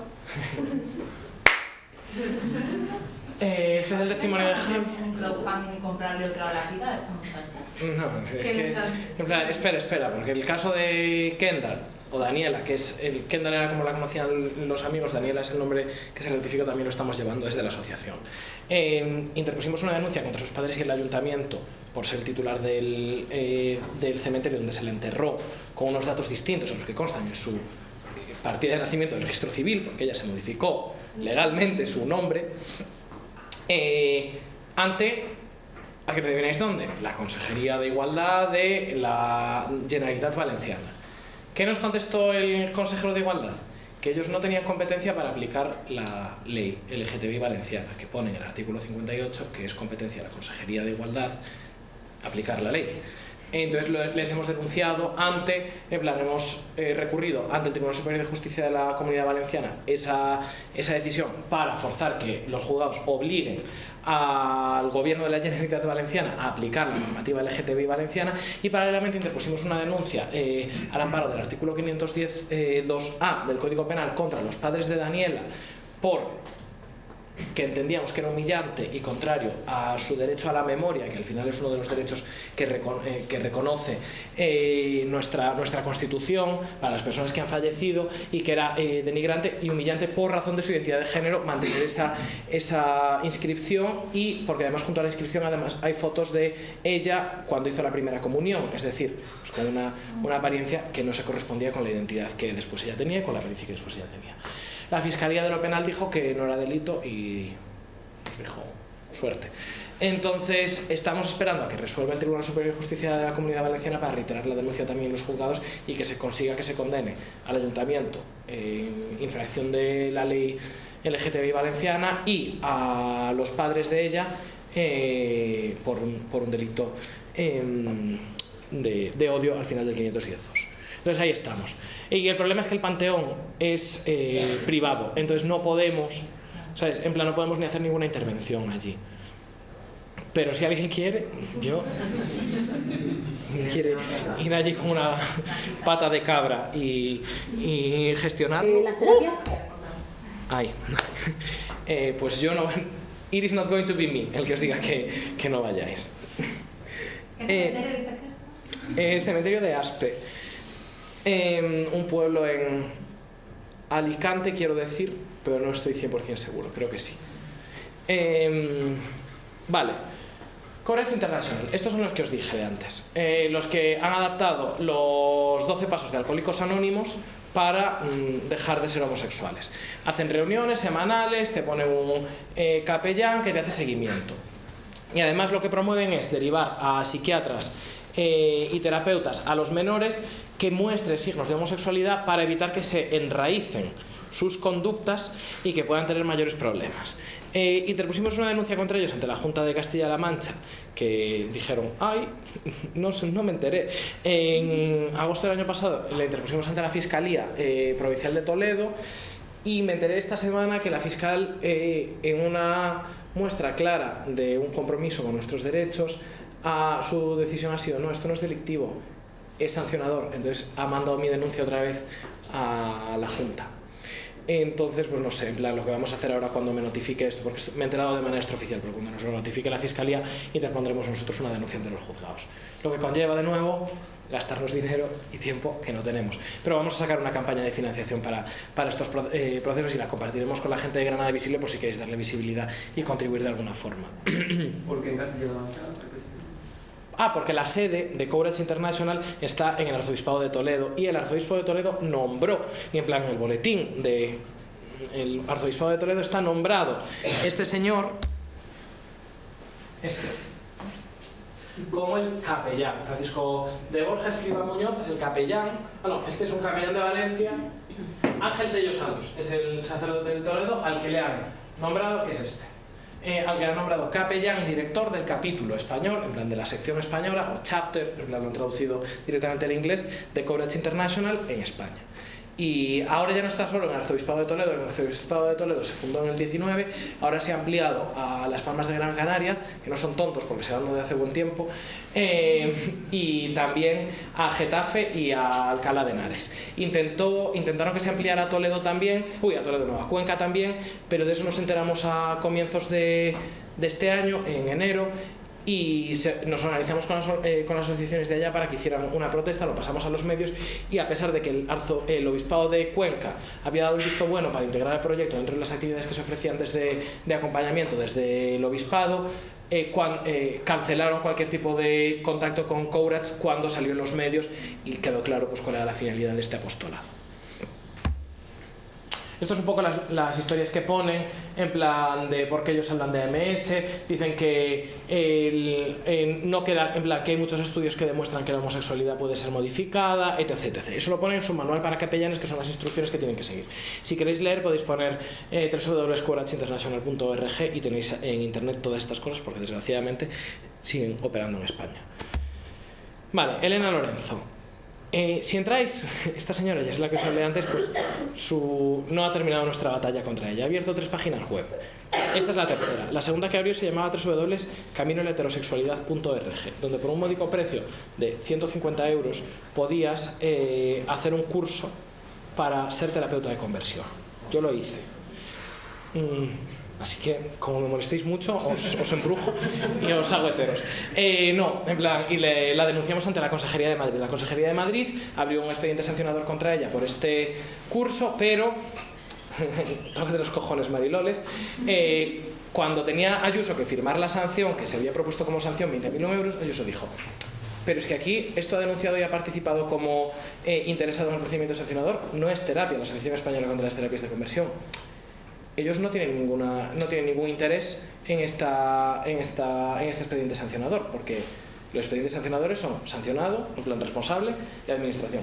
Y nosotros decíamos que como derecho a la no discriminación es un derecho que tiene intereses colectivos, podíamos participar porque afectaba unos intereses que tutelamos, que tenemos, de los que somos titulares, que además nos lo reconoce la ley LGTBI, o nos lo reconocía la ley LGTBI madrileña. Bueno, esta señora dijo que no, y por habernos permitido participar y hacer alegaciones y demás, que el procedimiento era nulo desde el inicio, entonces que se archivaba la denuncia. Esto lo hemos recurrido también al Tribunal Superior de Justicia de Madrid para que reconozca que las asociaciones LGTBI sí que somos titulares del derecho colectivo a la no discriminación y que podemos participar en estos procedimientos no solo como denunciantes sino como reales interesados para garantizar que se sancione. Y estamos pendientes a ver qué dice el Tribunal Superior de Justicia de Madrid, porque dieron vez para fallar la sentencia en mayo del año pasado y aquí seguimos esperando. Sí, esto es muy tal. Bueno, eso con Camino a la Heterosexualidad. Pero esta es www.elenalorenzo.com, que si entráis con vuestros móviles ahora mismo, podéis ver que esta página sigue en activo, porque a pesar de que el juzgado de instrucción número 6 dictó una orden de bloqueo de la página web en julio de 2024, la Fiscalía no quiere implementarla y tenemos al juez más vago del puto universo que no, en plan, que se la suda soberanamente. Yo he metido 3 recursos que no nos ha proveído. Entonces, bueno, está siendo un caso, porque estamos litigando esta violencia con todas las vías que podemos, pero como no es delito, pues no pasa nada. Esta, si veis, tiene una sección que se llama TOC homosexual. ¿Por qué? Porque esta señora, que es coach, decidió inventarse que a través de su coaching de identidad podía diagnosticar y tratar el trastorno obsesivo compulsivo homosexual. Una categoría diagnóstica que no existe, pero que ella presenta como una enfermedad y que utiliza un término que sí que es un término diagnóstico. Entonces la denunciamos a ella por intrusismo profesional, publicidad fraudulenta, pues a ver de dónde podemos rascar. Y ahí está el procedimiento. Está pendiente de que se acuerde la apertura del juicio oral y pues yo creo que le vamos a pedir en torno a unos 9 años de prisión a esta señora si conseguimos que se vaya a la cárcel de una vez. Porque lleva haciendo mucho mal mucho tiempo. Pero está pendiente porque ya ha recurrido el auto de transformación del procedimiento, entonces incluso ahora la Audiencia Provincial de Madrid puede decirnos que todo esto es lícito y me tendré que tragar todas mis palabras. Es que es muy complicado, y sobre todo porque no hay ningún delito que diga que esto es una conducta delictiva. Verdad y libertad, este es el que me interesa a mí. Este señor, si queréis apagar las luces porque me interesa que veáis las diapositivas de ahora y que le veáis la cara a Musk, que también es gracioso que estas sean las siglas de su nombre. Miguel Ángel Sánchez Cordón. Este es el señor, un pediatra granadino, jubilado ahora, que fundó Verdad y Libertad en el año 2012-2013, junto con Alberto Pérez, pero Alberto Pérez se ha salido, en plan se salió posteriormente. Sus impulsores son Musk y Lourdes Sillán. Y otros, o por lo menos eran hasta el año 2020, que son los últimos registros que yo tengo de la existencia de esta organización, 2020-2021. Su sede está en Granada, en la Ronda de la Luz 18, en Parque de Cubilla. ¿Alguien sabe dónde está eso? Sí. Bueno, pues ahí vive este señor. Y vivía, y ahí era el centro donde llevaba a toda la gente que estaba itinerando en Verdad y Libertad. Ahora os voy a explicar en qué consistía este enfoque. Este enfoque dividía la sanación de la homosexualidad mediante distintas fases y control que se hacía a todas las personas que se integraban en Verdad y Libertad por los que se conocían como hermanos mayores. Musk era el padre nombraba a hermanos mayores a los que se les asignaba un grupo de 4 itinerantes a los que tenían que controlar diariamente a través de los metían en mensajes de WhatsApp, donde tenían que hacer reportes sobre cómo era en plan, cuántas fantasías habían tenido, si se habían masturbado o no, etc, y cómo estaban cumpliendo con los roles. Pero las fases eran las siguientes. Primero, tenías un contacto con los psicólogos, con Lourdes Sillán o con Juan Mayo, que te hacían un diagnóstico. Aquí podéis ver algunas de las causas de la homosexualidad según Verdad y Libertad. Cosas como factores familiares que se transmitían a través del embarazo de la madre al niño, según dicen ellos, o a la niña. En plan, situaciones, en plan, un divorcio, por ejemplo, pues el síndrome de elección parental hacía maricón al niño. Fusiones familiares en las que el padre y la madre tienen hijos que se casa con otra mujer con hijos. Pues eso también era una cuestión de homosexual, un generador de homosexualidad. Heridas, en plan, la muerte de algún hermano anterior, la adopción, la tristeza durante el embarazo y las experiencias intrauterinas y los traumas intrauterinos podían ser causas de homosexualidad. También luego heridas heteroemocionales o homoemocionales, pues eso, abuso, en plan, abandono por parte de la madre, hiperprotección por parte de la madre, pero también desatención por parte de la madre. Es que es una lista de tal. Para tienen las madres de todo, ¿no? No. También van los padres. También había del padre como el hijo. Aquí daban a todos los palos, porque al final lo que podéis ver... Algunos aciertan. Claro, es que al final el funcionamiento de estas tesis es un poco como un horóscopo, una profecía autocumplida, que al final, es que, mira, heridas culturales, recibir insultos o motes, ridiculizaciones, ser el buenazo, ser el preferido del profesor, no ser atlético, no ser rudo, tener sentido de haber sido inadecuado, sentirte como un pez fuera del agua, o sentirte distinto. Esto se supone que son heridas culturales que te generan la homosexualidad. ¿Quién cojones no se ha sentido así en algún momento durante su adolescencia? Y yo creo que todo el mundo. Entonces al final es como, bueno, vale, pues si tu madre no ha tenido un aborto, si tu padre no era un padre distante, si no ha abusado de ti en la infancia, entonces tú eres maricón porque eres más alto que el resto de niños y se reían de ti en el colegio. Eso era un poco el razonamiento. Para que veáis lo que hacían era, tenían estas sesiones donde se te diagnosticaba la homosexualidad y entonces te hacían el ritual de iniciación. Te reunías con Musk aquí en la Villa Luminosa y te hacía tu esquema. ¿Qué es este? Este es el de una de las víctimas que ha tenido yo. ¿Qué pone aquí? En este caso, anota el señor. Niño de mamá, no le han dejado dormir fuera de casa, no le han incitado a tener amigos. Sus padres, mis padres, no me han reconocido nunca nada positivo. Tiene miedo a lo desconocido. Se hace 5 pajas al día. 10 minutos es lo que tarda en eyacular sin porno. Tiene fantasías obsesivas homosexuales. Decía una entrevista en profundidad para ver cómo era tu vida sexual. Y esto, en plan, nos puede dar risa. En plan, puede parecer así como muy anecdótico, pero tú piensa contarle todo esto a través de entrevistas a un grupo de desconocidos y tú creyendo que todas estas son las causas por las que tú eres homosexual. Eso no solo te despersonaliza absolutamente, sino que te hace... Tú le has contado tanta mierda a esta gente que luego, si les dejas, te pueden arruinar la vida. Y no solo eso, sino que te obligan a separarte de todo tu entorno, de todos tus amigos y de toda tu familia, porque aquí la madre sobreprotectora es la que te ha hecho homosexual. El padre distante es el que te ha hecho homosexual. Los círculos que te incitan a que masturbarse no está mal, no sé qué, no sé cuánto, son los que te siguen haciendo que te mantengas en la homosexualidad. Entonces, gente que corta absolutamente de raíz con todo el mundo y se queda, ¿sabes? Y vierte lo más profundo de su ser, lo más íntimo y personal, que son pues tus fantasías, tus prácticas sexuales, con un desconocido que luego te hace este papel, este esquema de por qué tú eres gay, y lo que se hacía luego era el ritual de cerrar la puerta, que era se los llevaba al sótano de su casa, rezaban conjuntamente, metían en un bol este papel, lo quemaban, lo metían en un frasquito y hacían una lápida con el nombre de la persona que acababa de entrar dentro de Verdad y Libertad y el año que había entrado, porque ese era el año en el que cerraba la puerta a su homosexualidad y renacía como una persona nueva y lo enterraban. Y esa es una foto de las lápidas de todos los itinerantes a fecha de cuando estaba el chico al que acompañamos. ¿Sabéis? Y donde se puede ver, pues mira aquí Andrea, aquí Néstor, Juan P, toda esta gente que cerró la puerta a la homosexualidad. Perdón. No, claro, a medida que has ido describiendo muchos de los casos y tal de estos diferentes grupos, las diferentes asociaciones, claro, muchas de estas prácticas son tan violentas que algunas se pueden considerar incluso como o bien formas de un delito de coacción, de extorsión o delitos de acoso sexual. Es decir, ¿ha habido casos de gente intentando tipificarlo de esa manera para intentar...? Sí, el problema no es que no se puedan tipificar así, el problema es que los delitos... ¿Esto qué sería? Pues unas coacciones leves, por ejemplo. Ya. Por ejemplo, ¿cuánto tardan en prescribir? 5 años.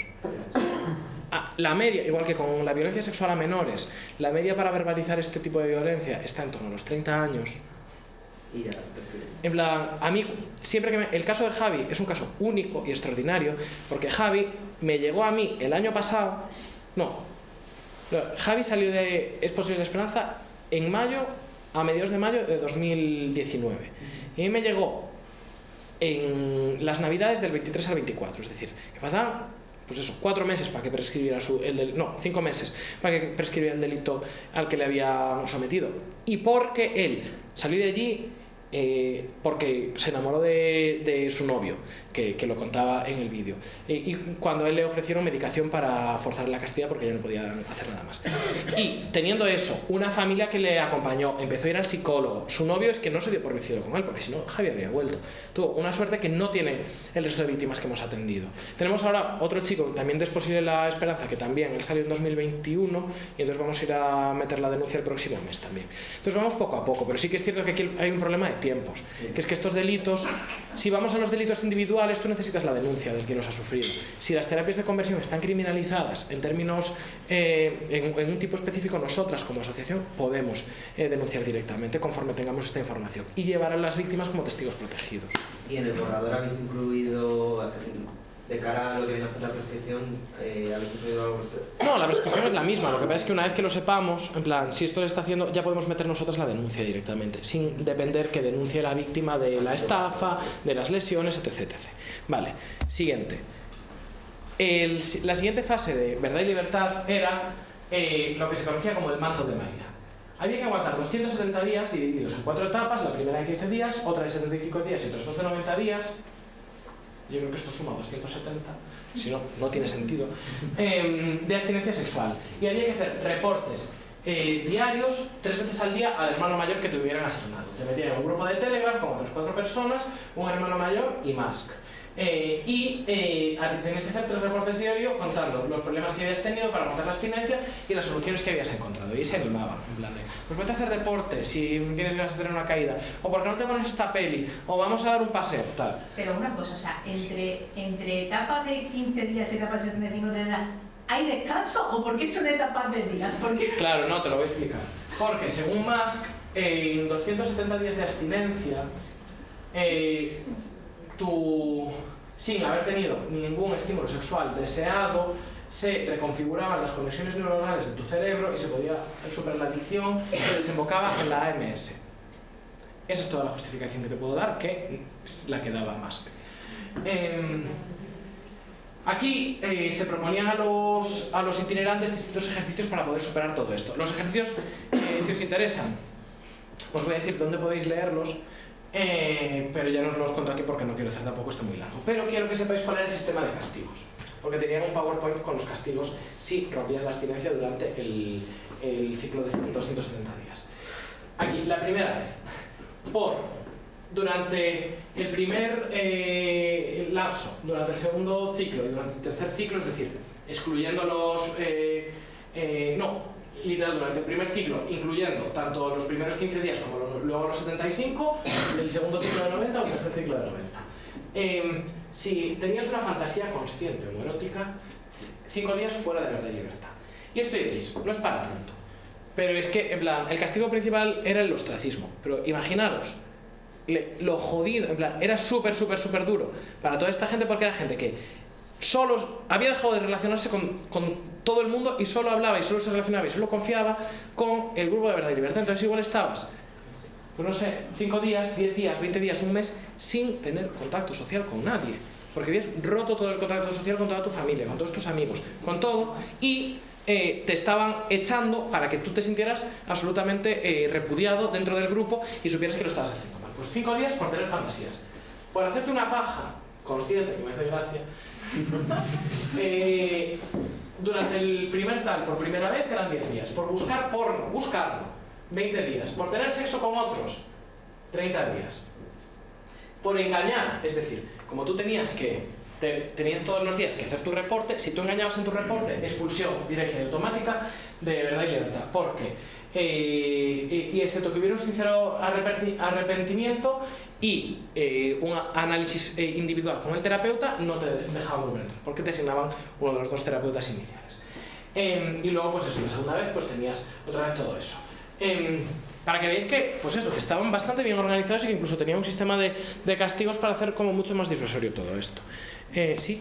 Sí, y con la gente esta que se hacía con obligaciones tipo trabajo o estudios.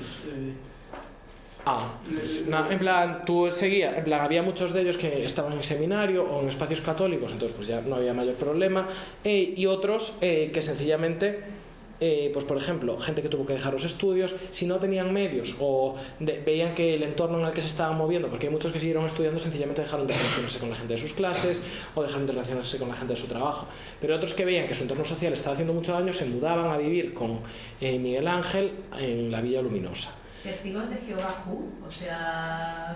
En plan... Es que me recuerda tantísimo a todo lo que son... Bueno, es que quiero decir, testigos... de grupos coercitivos... Sí, pero es que testigos de Jehová hacen lo mismo, en plan, no lo mismo, pero testigos de Jehová no admiten la homosexualidad ni las prácticas fuera de la cis heterosexualidad. Opus Dei, muchos de estos están metidos en el Opus Dei, muchos de estos están metidos en los Kikos...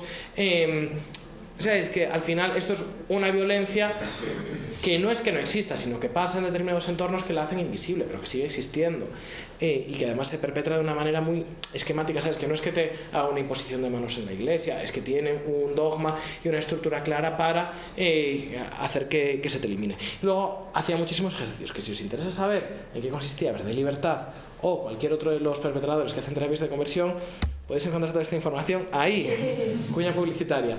Es un análisis no solo jurídico y sociológico, sino también con extractos de entrevistas de las... Ahora, en aquel momento eran en torno a unas 20 víctimas, ahora ya hemos llegado a casi 40 en la asociación a las que acompañamos. Entonces son con extractos de lo que les ha pasado y con referencias a todo esto. Entonces, si os interesa o queréis leer un poco sobre ello, pues lo tenéis ahí, sobre todo el capítulo segundo es donde hablamos más de todo esto. Y un poco con todo esto, pues ya termino la charla. Muchas gracias por todo, por haber aguantado casi la hora y media que he estado. Si alguna vez necesitáis algo, me podéis contactar a mi correo electrónico, por mis redes sociales. También, aparte de Twitter, también tengo Instagram con el mismo usuario, y cualquier cosa que necesitéis, pues estoy aquí, no solo para tema de terapias de conversión, sino para cualquier otro tipo de violencia discriminatoria que hayáis sufrido, pues yo es a lo que me dedico y feliz de ayudar. Entonces nada, muchas gracias por todo y encantadísimo. No sé si tenéis alguna duda o alguna pregunta, yo me voy a quedar aquí para lo que necesitéis. Sí, que... A ver, ¿qué me tenéis preguntado? Sí, que como el control, hay entonces lo que es control de propias emociones, ¿no? En el sentido de, con esto de los típicos roles de género, de que los hombres tienen ciertas emociones y la mujer otras, ¿eso se controla ahí? Sí, en plan, les hacían acompañamientos, en plan, porque claro, las reuniones que hacían semanales o quincenales con su hermano mayor, hacían entrenamiento de asertividad para hombres, para las mujeres les hacían otros. Sí que es cierto que las terapias de conversión para mujeres, yo las estoy empezando a documentar ahora porque nos ha costado mucho más. Ahora tenemos a 4 chicas, que estuvieron internadas una media de 9 años en un centro en Navarra para que fueran buenas mujeres, cuyo objetivo final era, en plan, se las prometían a los hombres de la asociación. En plan, los hombres decían, yo quiero esta. Decían, bueno, pues tú te quedas de aquí que te la conseguimos, te la resocializamos, te la hacemos una buena mujer. Entonces por ejemplo, en este centro, los primeros 3 años tenían que estar en silencio constante y solo podían fregar las mujeres. Sí. Sí. ¿Qué año estamos? Pues esto hasta el 2000... En plan, este centro sigue funcionando. Las chicas que salieron en el 2016.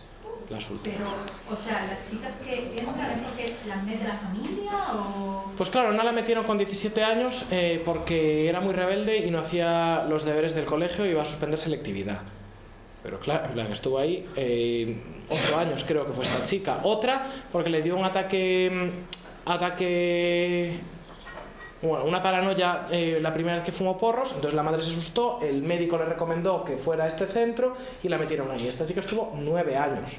Claro, ahí ya es una organización que la lleva un grupo religioso, y entonces ya te dicen, no, claro, es que tú tienes el demonio dentro, tú esta rebeldía y esta esta psicosis que te dio es una manifestación más, porque además esta chica era, por ejemplo, bisexual, porque tu bisexualidad es también otra manifestación del demonio, entonces tenemos que purgarte. ¿Y cómo? Pues aprendiendo a ser una buena mujer. ¿Y cómo sos una buena mujer? Siendo una mujer servicial, siendo una mujer que no contesta, siendo una mujer heterosexual, y para eso tenemos que doblegarte. ¿Y cómo la doblegaban? Pues ahí la metían, eso, los primeros 2 años, esta chica contaba que los primeros 2 años no podía hablar con nadie, le asignaban una sombra, muy como rollo el cuento de la criada, de verdad. Lo único que podían hacer era orar y limpiar. Luego, posteriormente, conforme se iba... Sí, yo es que tampoco tengo mucho conocimiento específico de cómo es el día a día en el Opus Dei, porque no me he visto, la verdad es que me dio mucha pereza verme el documental de la HBO. No que no pueden hablar y tal, pero la que es que no, siempre me hago un lío entre numerarias, supernumeraria, tal, pero básicamente las que están trabajando de gratis, porque están trabajando de gratis, como les pillen diciendo algo que tal, tienen a alguien asociado pues sí, al cuidado, que como te salgas de lo que tal, te dan el toque de... Pues un poco eso, en plan, no sé, si pues eso es la respuesta demasiado larga a la pregunta que me han hecho. ¿Cómo se llama el centro? Centro Vida Nueva. ¿Y tenéis conocimiento, No. ¿Tenéis conocimiento de algunos centros similares también que pueda haber en otras partes de España? Pues vamos un poco también a remolque y a la capacidad que yo tenga, porque al final el que se encarga de hacer más el trabajo de documentación, de hablar con las víctimas y demás, soy yo. Luego mis compas hacen pues un poco más lo jurídico, pero entonces pues yo voy a la capacidad que tengo. Ahora mismo estamos con eso, con el de Navarra, seguimos con Es Posible Esperanza. Mi objetivo es, antes de verano o en verano, meter una denuncia contra Miguel Ángel, porque conocí una monja cuando fui a la tele al 59 segundos, que estuvo trabajando con el Papa, entonces le pidió si me puede conseguir el informe que hizo la Santa Sede sobre verdad y libertad, y con ese informe yo creo que igual tenemos pruebas suficientes para acreditar que esto ha estado pasando hasta el 2020, y entonces podemos denunciarlo, porque las víctimas que han estado ahí dentro no quieren denunciar. Y nada, pues muchas gracias. No sé si alguien tiene alguna pregunta más. ¿Y cuál es la posición de los colegios de psicólogos, por ejemplo? Otros payasos. En plan, los colegios de psicólogos en el 2015 dijeron que la homosexualidad... Bueno, sacaron así un comunicado en relación con lo de Elena Lorenzo, que la homosexualidad no es algo que se pueda tratar ni que se pueda intervenir, pero no hacen nada. Nosotros les hablamos y les dijimos, por ejemplo, en el caso de Elena Lorenzo, que si queríamos ir por intrusismo profesional, que podían querellarse ellos también, y dijeron, ay, qué complicado. Entonces, mal. Sí que es cierto que la APA, que es la Asociación Americana de Psiquiatría, lo deja muy claro en relación con identidades trans y con orientación sexual, que es normal, es natural, que no se puede corregir de ninguna forma, y su informe, que es el más extenso, 2009, del grupo del Task Force sobre terapias de conversión, ha revisado todas las publicaciones que hay y deja absolutamente claro que ninguna terapia de conversión funciona, y es efectiva, y además que entraña muchos riesgos. Es un poco tal. Con tema trans no se han posicionado. No solo es que no se hayan posicionado, sino que el Consejo General de Psicología organizó por videoconferencia una charla del José Rasti y los de Nadie nace en un cuerpo equivocado. Bueno, pues 2 tránsfugos, 2 señores que son unos tránsfugos y que publicaron un libro sobre eso. Entonces, mal. A ver, o sea, lo que me ha entendido es de que no es delito en España. Muy bien. No es delito todavía. ¿Y en ninguna comunidad autónoma es delito? No, en ninguna comunidad autónoma puede ser delito porque las competencias para modificar el Código Penal son nacionales. En las comunidades autónomas, en 8 comunidades autónomas y en la ley trans, se tipifica como una infracción administrativa. Igual que a ti cuando te ponen una multa, pues por beber en la calle, no es un delito, no vas a tener antecedentes penales, pagas la multa y ya estás. Pues lo mismo, es el mismo sistema que se ha dado en España para tutelar y sancionar la práctica de terapias de conversión. ¿Qué pasa? Que tú, bebiendo en la calle, te ve la policía y te pone la multa. Tú haciendo terapia de conversión en el cuarto del Paseo de la Luz de este señor, no te va a ver nunca la policía y no va a intervenir nadie. Entonces ahí está el problema. Entonces sí que es cierto que desde la aprobación de la ley trans en 2023 es una infracción administrativa, pero no se sanciona porque no se puede porque no se puede investigar. Eso, y no es delito, aunque sí que esté sancionado administrativamente. No sé si queda claro. Es un tecnicismo jurídico, pero es importante como que entendáis por qué. ¿Qué le recomendarías a una persona que cuando tiene un tipo de conocimiento de dieta que cree o sabe que está sucediendo este tipo de terapias en su entorno, ¿qué le recomendaría hacer? Que me llame. Que contacte a www.noesterapia.net. Tenemos un formulario anónimo, lo revisamos diariamente, me llega a mí a mi teléfono móvil y nos ponemos en contacto. A ver, ¿qué es lo que...? Es que ahora mismo no hay muchos mecanismos. En plan, la peña que ha ido a otras asociaciones, pues rollo, a Orienta o a Landa, en la Comunidad Valenciana les han dicho, no se puede hacer nada, porque nosotros no ponemos abogados. Yo sé que si nos contactan a nosotros en la asociación, voy a mandar yo a la persona nuestro número de teléfono, voy a estar yo al otro lado de la línea y le voy a decir, vale, tienes que hacer esto.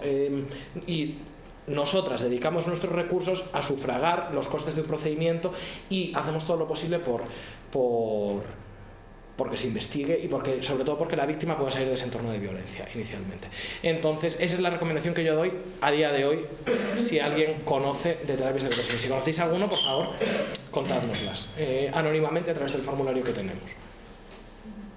Yo lo que te quería preguntar es también si habéis tenido casos de gente que haya pasado las terapias de conversión en centros sanitarios públicos. Centros de salud, hospitales, con psicólogos, psiquiatras de la pública. Tenemos un chico al que internaron forzadamente en un psiquiátrico en Girona, sus padres, y lo tuvieron 3 días. Pero eso fue complicado porque él no quería denunciar a sus padres, entonces pues de nuevo. Y había prescrito el plazo para poder interponer una reclamación administrativa contra los padres. Y cuando son directamente los médicos, o sea, los psiquiatras, los psicólogos que están a cargo, digamos, de tu expediente, la violencia. Yo no tengo... Perdón. ¿Perdón? ¿Qué? ¿No te ingresan en un psiquiátrico si no tienes un diagnóstico? No. Sí que pueden. En plan, si tú estás... A ver, este chico se había intentado suicidar por lo que le habían hecho sus padres. Claro. No es otra. En plan, porque para internarte tienen que pedir el consentimiento de tus representantes legales. Si tus representantes legales son los que te están haciendo terapia de conversión, te internan. Te internan sin su consentimiento y con el consentimiento de los padres. Pero no te van a hacer terapia de conversión en el hospital. A este chico sí, se le hicieron. Porque él dijo que le estaban internando, que sus padres le habían llevado a ese extremo y los propios médicos que supervisaron y que le mantuvieron con retenciones durante todo ese tiempo no denunciaron que el grueso del problema era que este chico estaba siendo intervenido por su familia para dejar de ser homosexual, sino que lo mantuvieron ahí hasta que él, pasado el tiempo que lo podían retener en contra de su voluntad, lo largaron. Entonces, en el psiquiátrico ese... ¿Le dieron pastillas para dejar de ser gay? No, pero mantuvieron la violencia, el mismo nivel de violencia y no hicieron que interviniera el Estado. Entonces, para mí, son perpetradores también de violencia, en este caso homófoba, y de una terapia de conversión, porque los padres de esta víctima se sirvieron del sistema de salud mental y del sistema psiquiátrico para seguir perpetrando violencia contra su hijo y decir, no, es que es un chico que está muy alterado, y a pesar de que le está diciendo, no, es que mis padres me están sometiendo a terapia de conversión porque dicen que tengo que dejar de ser gay, y llegado a este punto el hospital no dudó del testimonio de la familia y dijeron, no, es que este chico es un chico violento que se ha intentado suicidar, ya no recuerdo muy bien qué era lo que había intentado hacer, o se había puesto violento con los padres porque no aguantaba más y lo llevaron interno. Entonces, no sé si entiendes como un poco por qué aquí yo sí que entiendo que hay responsabilidad estatal, o que la terapia de conversión se hizo en el marco. Creo que te interesan en un psiquiátrico porque hay un riesgo de que te haga daño o le haga daño a otra persona. Pero si la otra persona... Pero si la otra persona... Lo mismo con una mujer que sufre violencia de género, también puede tener ideación suicida y necesitar ingresar en un centro por esa ideación. Claro, pero si... Había que indagar qué le ha llevado a eso, por supuesto. Claro, pero yo no digo eso. Si la... Dudo mucho que a día de hoy en un centro público te sometan a terapia de conversión. Pero vamos en plan, un momento.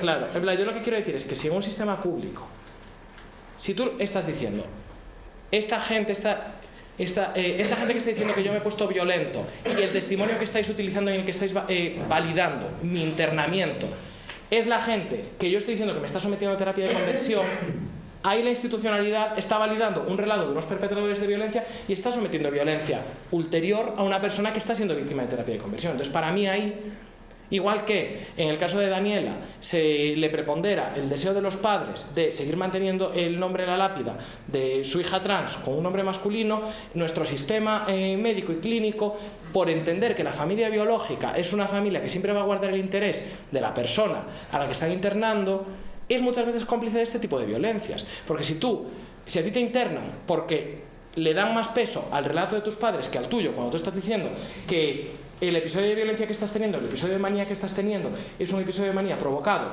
porque te están haciendo terapia de conversión y tus padres están diciendo, no, es que es un chico violento, encerrarle 3 días, y hacen caso al relato de tus perpetradores de terapia de conversión, para mí el Estado es el instrumento mediante el cual se perpetra, y en este caso el sistema de internamiento psiquiátrico es el mecanismo mediante el cual se perpetra la terapia de conversión. Sí que es cierto que terapias de conversión... Si te sacan de tu casa con tus padres y te meten en un centro durante ese tiempo que tú estás así, también están de alguna forma velando por sacarte de esa situación que te está llevando. No, porque si no, no te vuelven... En plan, de verdad, admiro tu fe en el sistema y en concreto en este caso. En este caso, te tienen 3 días y luego te vuelven a mandar con tus padres, no dan parte de la fiscalía, no dan parte de servicios sociales, no hay un interés real de la institución. Es lo que se tendría que hacer y es lo que se supone. Yo, desgraciadamente, hay muchas veces que me he encontrado con casos de este tipo. Con tema de homosexualidad, mucho menos, porque sí que es cierto que no está patologizado, pero con tema de identidades trans y de peña trans, muchísimo. ¿Por qué? Porque desde el momento en el que en España, hasta hace 2 años, se exigía un diagnóstico para tú poder acceder a un reconocimiento legal de tu identidad, estabas abriendo la puerta a que fuera el propio Estado el que decidiera si tú eras trans y no eras trans, si te tenían que someter a determinada hormonación, a determinado tratamiento o no. Muchos logopedas que me explican a mí por qué son los logopedas los que tienen que decir en esto, a familias de menores trans les decían, y digo logopedas porque me han llegado varios casos y me sorprende que sean logopedas concretamente, tu niño te dice que es una niña, ni le hagas caso, córtale el pelo, vístele forzadamente con esto, llámale solo... Y esto lo recomendaban terapeutas profesionales reconocidos y colegiados y parte del sistema de salud pública en relación con las infancias trans. Y eso es terapia de conversión. Y eso ha pasado y sigue pasando a día de hoy. Sí. Yo quería preguntar, que dudo, pero no sé si conocía algún caso en España de personas asexuales que hayan sufrido terapia de conversión, porque como la sexualidad y el romanticismo no están reconocidos legalmente como orientaciones, a ver, tampoco tenemos ningún tipo de protección al respecto. Quiero decir, legalmente no se tiene que reconocer ninguna orientación. No hay ninguna ley que reconozca, en plan... Bueno, va. O sea, en plan de... rollo, no hay como un listado de orientaciones sexuales o de... ¿Sabes? La sexualidad o el romanticismo es una manifestación de la orientación sexual igual de legítima que cualquier otra.